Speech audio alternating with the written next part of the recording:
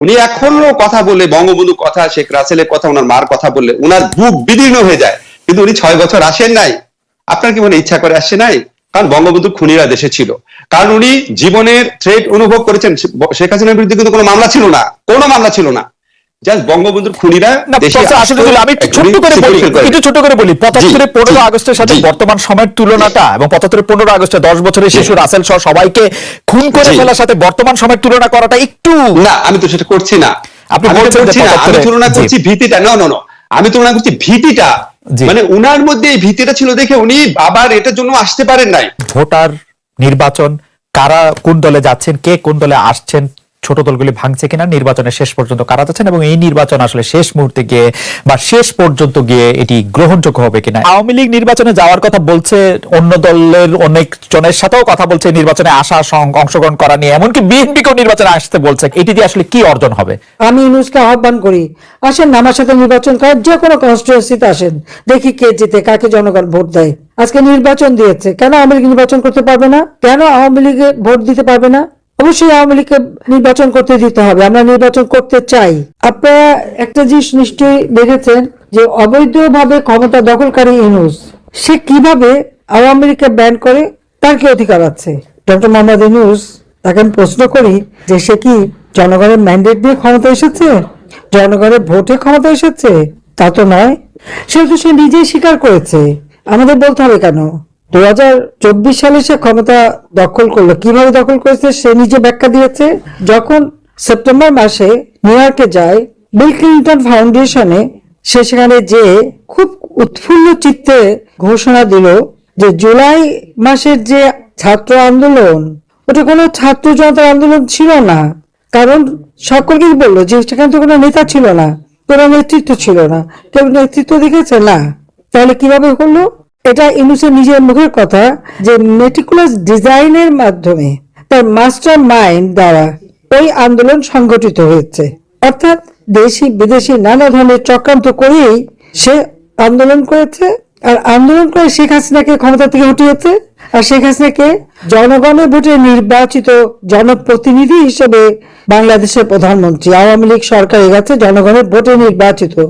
তো জনগণের ভোটে নির্বাচিত সরকারকে মেটিকুলাস ডিজাইনের মাধ্যমে উৎখাত করে দিয়ে সে ক্ষমতা দখল করেছে, অর্থাৎ ডাকাতি করে ক্ষমতা নিয়েছে। এটা তো তার কথাই প্রকাশ হয়ে গেছে। আমার প্রশ্ন হচ্ছে, এই অবৈধভাবে ক্ষমতা দখল করায় গর্ব করার মতো কি আছে? বাহবা পাওয়ার মতো কি আছে? চুরি ডাকাতি করার মতো করে ক্ষমতা ডাকাতি করা, আর তারপরে আওয়ামী লীগকে ব্যান করে। তার কি কোনো অধিকার আছে আওয়ামী লীগকে ব্যান করার? তার কি কোনো অধিকার আছে যে আওয়ামী লীগের কেউ ভোট দিতে পারবে না বা নির্বাচনে অংশগ্রহণ করতে পারবে না? কেন পারবে না? সেটাই আমার প্রশ্ন, যে আওয়ামী লীগকে নির্বাচন করতে দেবে না। যদি গণতন্ত্রের কথাই বলে তো ঠিক আছে, আওয়ামী লীগকে নির্বাচন করতে দিক, জনগণকে সিদ্ধান্ত নিতে দিক। জনগণ সিদ্ধান্ত নিক কাকে চায়। হ্যাঁ, অবাধ নিরপেক্ষ স্বাধীন নির্বাচন যদি হয়, সেই সুষ্ঠু নির্বাচনের মাধ্যমে জনগণ যদি আওয়ামী লীগকে ভোট না দেয়, আওয়ামী লীগ যাবে না ক্ষমতায়। কিন্তু আওয়ামী লীগকে ব্যান করে নির্বাচন করতে না দিয়ে, সেখানে বাধা দিয়ে তৃণমূল পর্যায় পর্যন্ত আওয়ামী লীগের নেতা কর্মী, তাদের পরিবার পরিজন, তাদের ছোট শিশু থেকে শুরু করে, মানে শ্বশুর বাড়ি, বাপের বাড়ি, আত্মীয়, পরিবার পরিজন কাউকে বাদ দিচ্ছে না। অত্যাচার, নির্যাতন, ঘর পোড়ানো, বাড়ি পোড়ানো, এমনকি তার খামার পোড়ানো, কারো মাছের খামার, গরুর খামার, মুরগির খামার, যার যেখানে যা আছে, দোকানপাট সবকিছু ভেঙে জ্বালিয়ে পুড়িয়ে তছনছ করে দিয়ে তাদেরকে সম্পূর্ণ অর্থনৈতিকভাবে পঙ্গু, আর জীবনের সাথে তো তারা কাউকে রেহাই দিচ্ছে না। আজকে নির্বাচন দিয়েছে, কেন আওয়ামী লীগ নির্বাচন করতে পারবে না? কেন আওয়ামী লীগে ভোট দিতে পারবে না? অবশ্যই আওয়ামী লীগকে নির্বাচন করতে দিতে হবে। আমরা নির্বাচন করতে চাই। আজকে আমি বলবো যে আমাদের কৃষক, শ্রমিক, ছাত্র জনতা, মেহনতি মানুষ, নারী সমাজ, সকলে যে যেখানে আছেন সবাইকে ঐক্যবদ্ধ হতে হবে। এটা কোনো নির্বাচন হচ্ছে না, এটা নির্বাচনের একটা খেলা। এখান থেকে কোনো জনগণের ম্যান্ডেট আসবে না। নির্বাচন নামে একটা প্রহসন হচ্ছে, যেখানে আওয়ামী লীগ অংশগ্রহণ করতে পারে না। সেটা আবার নির্বাচন কিসের? অন্তত 50% ভোটারের আমাদের পক্ষে আজকে আমাদের নির্বাচন করতে দেবে না কেন? আমি ইউনূসকে আহ্বান করি, আসেন আমার সাথে নির্বাচন করেন, যে কোনো কনস্টিটিউয়েন্সিতে আসেন, দেখি কে জিতে, কাকে জনগণ ভোট দেয়। তখন না বুঝতে পারবো। সেটা তো করতে পারবে না, সে সাহস নাই। স্যার, বিএনপি আমলে আর্মির কথা শুনে অপারেশন ক্লিন আউট হয়েছে। বিএনপির কথা শুনে আর্মি ডাক বাক্স বসায় অভিযোগনামা নিছে, যেগুলি নিয়ে আমরাই রিপোর্ট করছি, আপনি জি, কলাম জি। লিখছেন। তো সেগুলি আর্মির যে Fine, মনে ইচ্ছা তেমন অবশ্যই। ব্যবহার করছে বিএনপি 2001 থেকে 2006, যে Okay, মনে ইচ্ছা well, তেমন ব্যবহার করছে আচ্ছা, police. fine, Dhaka fine. University sir আমরা তারপর জায়গা 111 পাইছি কি বিএনপির হয়েছে? কথা বলে, বিএনপির কথা বলে। 111 কি হয়েছে? জি, 111 এর সময় কি হয়েছে?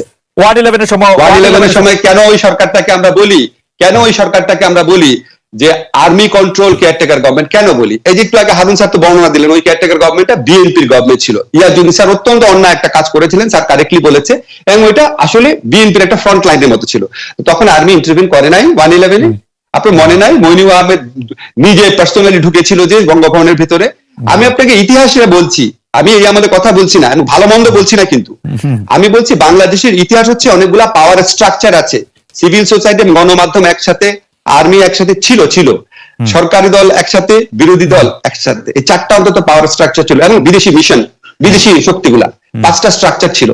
এখন 2টা স্ট্রাকচার আছে, একটা স্ট্রাকচার আসলে সরকারি দল, বাকিগুলা এত দুর্বল অথবা এত বশীভূত অথবা এত নিয়ন্ত্রিত হয়েছে, ভালো মন্দ বলছি না, হয়েছে, নিয়ন্ত্রিত হয়েছে, যে কোনো ভাবে হোক তারা শক্তি খর্ব হয়েছে।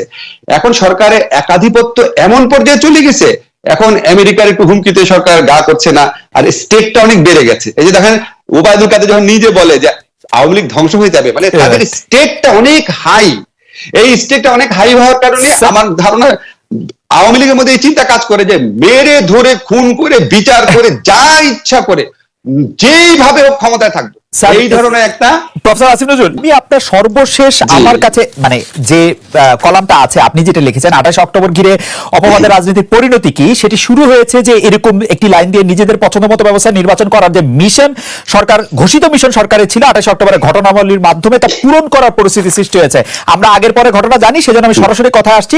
কিন্তু স্যার আপনি জানছেন বা লিখছেন যে মিশন সরকারের ছিল 28 অক্টোবরের ঘটনাবলীর মাধ্যমে তা পূরণ করা হয়েছে, কিন্তু স্যার যদি আপনি 28 অক্টোবরের ঘটনাবলী দেখেন, যেটা আপনি নিজেও বলছেন, এরপর ঠিক কিভাবে সংঘর্ষ ছড়িয়ে পড়ে তা আমরা জানি না। আপনি কিছু উস্কানির কথা বলেছেন, যে উস্কানি দেওয়া হয়েছে, কিন্তু সেইভাবে এক পর্যায়ে পুলিশ ও বিএনপির কর্মীদের মারমুখী অবস্থা আমরা আপনাকেই দেখছি, আমরা দেখেছি পুলিশের এক সদস্যকে ফুটপাতে নির্মমভাবে হত্যা করতে দেখেছি। অর্থাৎ সরকারের যে প্লট সেটা যে বিএনপি পূরণ করলো, বিএনপি সুযোগটা করে দিল, সেটাও স্যার আপনি আপনার লেখায় লিখছেন। এবং এই যে বিএনপির ধরপাকড় মামলা যেগুলির কথা আপনি বলছিলেন, সেইটার জায়গা থেকেও যদি স্যার আপনি বিএনপির জায়গাটাও একটু বলতেন।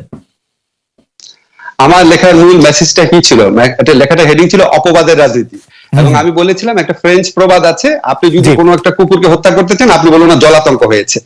এই যে আপনি বলছেন প্লট, দেখেন এই প্রশ্নটা কিন্তু আমি বিভিন্ন টক শোতে দেখছি, সরকারের ফাঁদে পা দিয়েছে বিএনপি, সরকারের প্লটে পা দিয়েছে বিএনপি।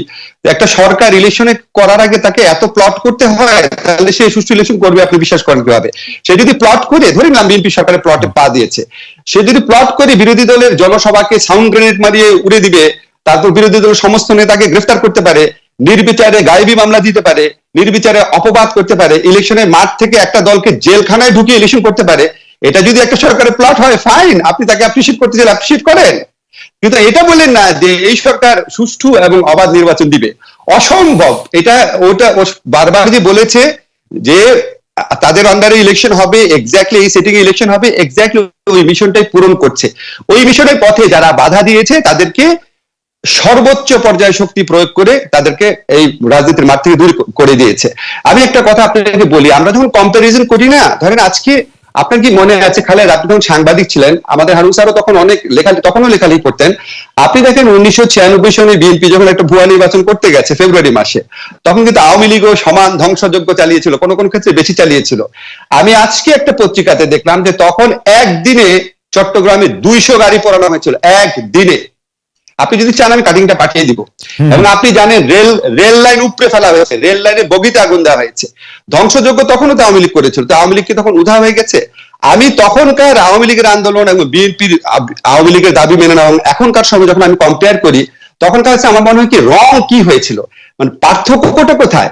পার্থক্যটা হচ্ছে তখন আওয়ামী লীগ যখন ধ্বংসযজ্ঞের রাজনীতি করেছে, তখন পলিটিক্যাল ভোকাবুলারিতে এটাকে আমরা আন্দোলন হিসাবে স্বীকৃতি দিয়েছি। আর এখন পলিটিক্যাল ভোকাবুলারিতে যেহেতু আওয়ামী লীগের তো খুবই দক্ষ, আওয়ামী লীগের অগ্নি সন্ত্রাস ধ্বংসযজ্ঞ একটা নাম দিতে পেরেছে, এক। দুই হচ্ছে তখন তীব্র আন্দোলন যখন আওয়ামী লীগ করেছে, তখন বিএনপি তীব্রভাবে রাষ্ট্রীয় শক্তিতে এটা দমন না করে মেনে নিয়েছে। আর এখন যখন বিএনপি তীব্র আন্দোলন করতে যাচ্ছে, আওয়ামী লীগ তীব্রতম রাষ্ট্রীয় শক্তি প্রয়োগ করে। 15 বছর ক্ষমতা আছে। প্রফেসর আসিফুজ্জামান, এই ব্যাপারে গুলিতে আমি একদম সম্পূর্ণ আপনার সাথে একমত, কিন্তু ছোট করে একটু জানতে চাই যে এই যে আপনি পলিটিক্যাল ভোকাবুলারিতে চেঞ্জের কথা বলতেছেন, সেই চেঞ্জটা কেন আসলো? আপনি কি ঢালাও এরকম ভাবে বলবেন যে সব সাংবাদিকরা আওয়ামী লীগের দালাল হয়ে গেছে, সব বুদ্ধিজীবীরা আওয়ামী লীগের পয়সা খেয়েছে, না কি, মানে যেটা বলা হয় আর কি, যারা ইনফ্লুয়েন্সাররা বলে, আসলে কি? Vocabulary, good question. ভোকাবুলারিতে এসেছে কারণ আওয়ামী লীগ 15 বছর ধরে ক্ষমতায় আছে। আপনার এটা বুঝতে হবে, দুইটা দলের মধ্যে শয়তান এলিমেন্ট আছে, ভালো এলিমেন্ট আছে। এখন আমি যদি 15 বছর ক্ষমতায় থেকে আমার শয়তান এলিমেন্টটাকে নারিশ করি, তাহলে আমি কত বড় শয়তান হব? 15 বছর যদি ক্ষমতায় থাকার সুযোগ পায় বিএনপি, তাহলে বিএনপি এরকম ন্যারেটিভ তৈরি করতে পারবে। আচ্ছা, 15 বছরে আওয়ামী লীগ কি করেছে? আওয়ামী লীগ সমস্ত মিডিয়া যেটা আছে তার কর্তৃত্বে নিয়ে এসেছে অথবা প্রচন্ড প্রেসারে রেখেছে। আপনি তো জানেন খালেদ, আপনি তো এটা জানেন যে প্রথম আলোতে বেসরকারি প্রতিষ্ঠান যারা আছে তারা পর্যন্ত এখন বিজ্ঞাপন দিতে পারে না। এটা মিথ্যা কথা না নাকি? এটা কথা ছাপা হয়নি, বাট আপনি তো জানেন। এখন এই ধরনের প্রেসার, কোন প্রোগ্রামে প্রথম আলোর এডিটরের বিরুদ্ধে হত্যা মামলা হয়ে গেছে, প্রোগ্রাম করেছে আনিসুল হকের প্রোগ্রাম, আনিসুল হকের বিরুদ্ধে মামলা হয়নি, প্রথম আলোর এডিটরের বিরুদ্ধে হত্যা মামলা হয়েছে। এগুলি দেখে কি বোঝা যায় না কিভাবে কি প্রেসার দিতে যাচ্ছে? মাহফুজা নামের বিরুদ্ধে 90টা মামলা কি কোনো আমলে হয়েছে? ডক্টর মোহাম্মদ ইউনূসকে প্রায় জেলে ঢুকিয়ে দিচ্ছে কি কোনো আমলে চিন্তা করা গেছে? এখন আপনি যখন ক্রমাগত ভাবে অন্যায় করতে করতে যখন আপনি ডিফিটেড না হন, তখন আপনার প্রবল শক্তি জন্ম নেয়। আমি তো শেষ করি।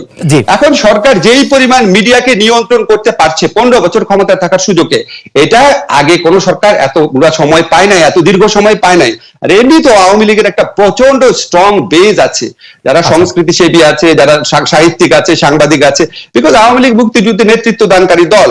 ওই সময় আজকে যারা ওই সময় আওয়ামী লীগকে দেখেছে, বঙ্গবন্ধুকে দেখেছে, তাদের মধ্যে একটা আওয়ামী লীগ প্রেম থাকবে, ওই সুবিধা ওটা তো আছে। বাট 15 বছর যাবত তারা যে বিভিন্ন রাষ্ট্রীয় শক্তিকে, বিভিন্ন রাষ্ট্রীয় সামর্থ্যকে ব্যবহার করতে পেরেছে,